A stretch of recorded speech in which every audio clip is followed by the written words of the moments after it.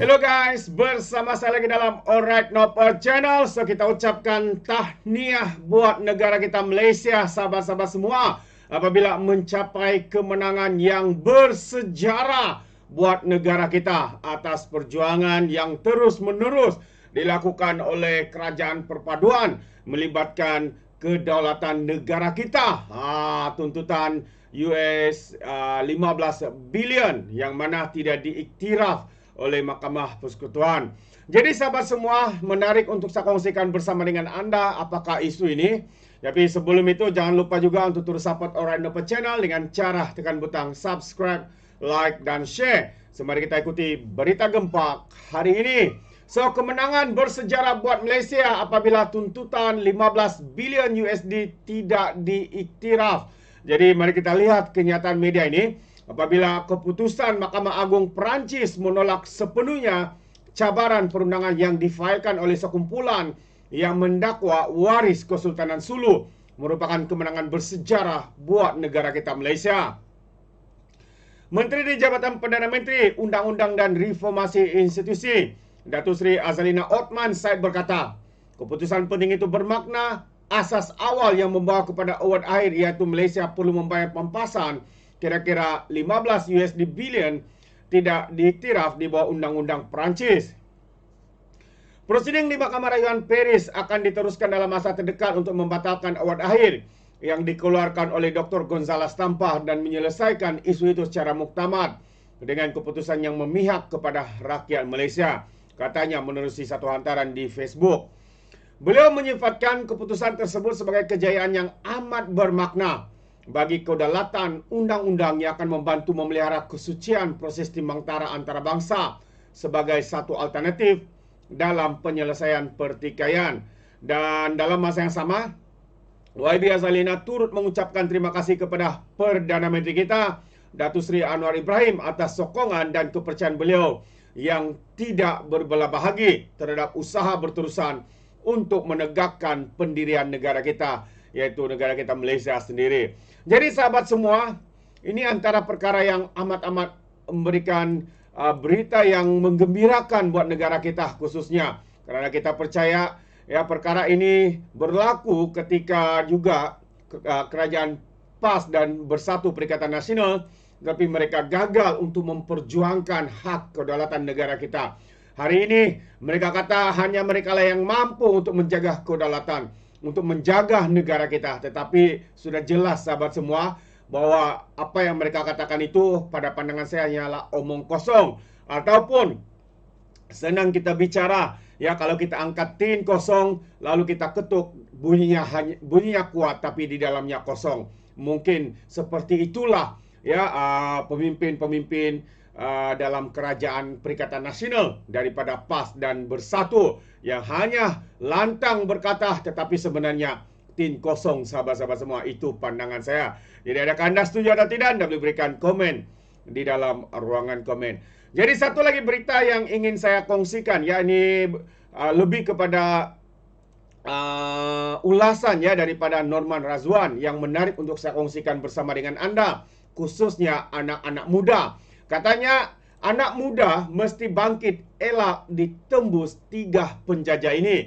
Jadi apakah yang dimaksudkan oleh Norman Razwan yang dikatakannya elak ditimbus 3 penjajah. Jadi mari kita lihat kenyataan beliau ini. Jadi katanya, saya sering ke pasaran raya dan melihat gadis juru jual seperti di Paksen dan Metro Jaya. Rata-rata sedang bermain telefon atau berborak sesama sendiri. Dia punya borak sampai kita boleh dengar cerita dari A ke Z tanpa pedulikan kita yang sedang mencari saiz baju. Muncul kebimbangan saya katanya mengenai sikap mereka ini. Apa jadi dalam tempoh 5 tahun nanti apabila AI menguasai dunia? Jika bekerja secara penuh masa dan dibuang, bagaimana nasib mereka soalnya? Ketika dijadong jahat, bodoh dan sombong, sedang memperbodohkan dan menghayalkan orang Melayu, kononnya ancaman mereka adalah orang Cina. Tanpa kita sedari, ancaman sebenar kepada bangsa kita adalah kehadiran teknologi AI dan juga warga asing. Jadi saya pernah meramalkan dalam penulisan pada tahun 2012 bahwa surat kabar sudah tidak relevan menjelang tahun 2020. Jadi tulisan itu mendapat teguran seorang rakan wartawan yang gusar dengan ramalan itu.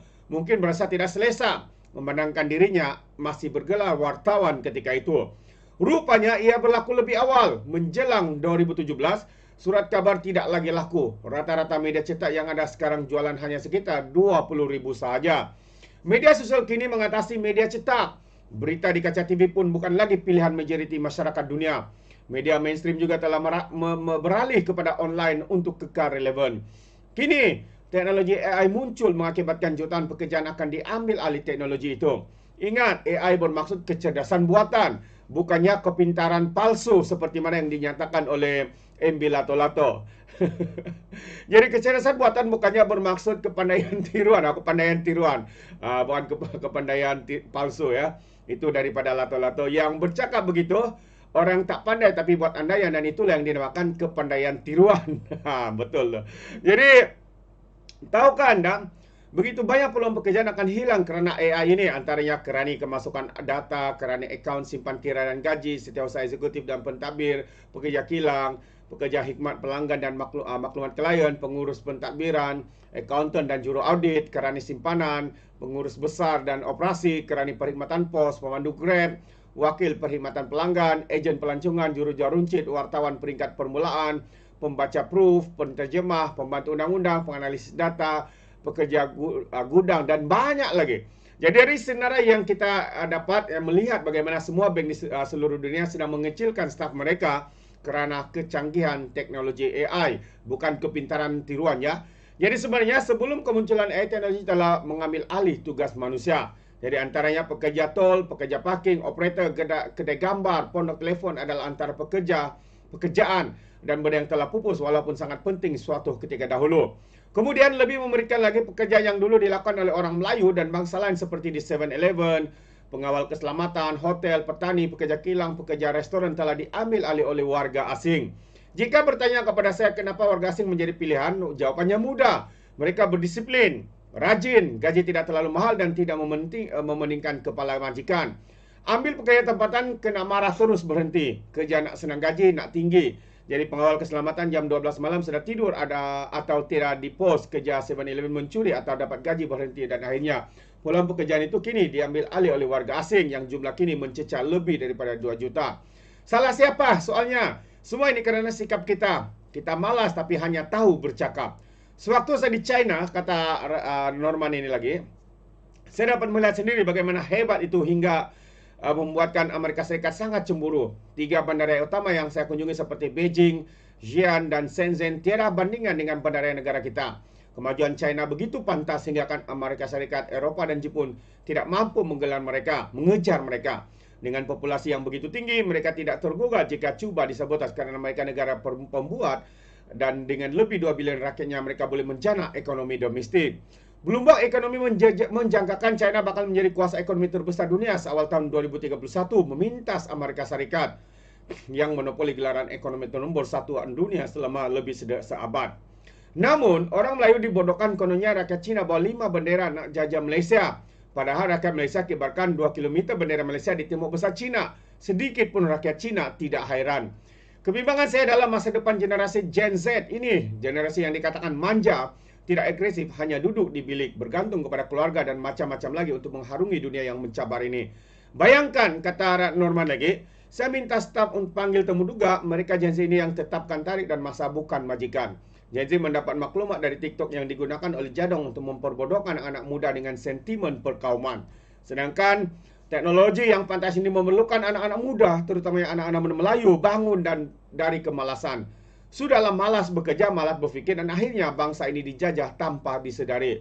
Dijajah oleh teknologi, dijajah oleh warga asing, dan yang ketiga dijajah oleh politikus jahat ataupun Jadong dan kapitalis. Akhirnya anak bangsawan atau ahli politik sahaja yang boleh berjaya, boleh dapat pinjaman dan geran berjuta ringgit. Anak Melayu masih takut tidak bersama parti tertentu masuk neraka. Masih tunggu Imam Mahdi lalu terpaksa ikut jamaah. Terpukau dengan mimpi lalu terpaksa ikut parti tertentu. Bangkitlah anak muda, jangan malas bekerja dan jangan malas berfikir. Bangun dari katil empukmu kerana hanya pelacur yang bekerja dari atas katilnya. Ini zaman serba pantas, kata penulis ini. Begitu baik ulasan beliau, sahabat-sahabat semua. Dan karena itu saya kongsikan bersama dengan Anda. Jadi apa pandangan Anda sahabat semua, khususnya anak-anak muda?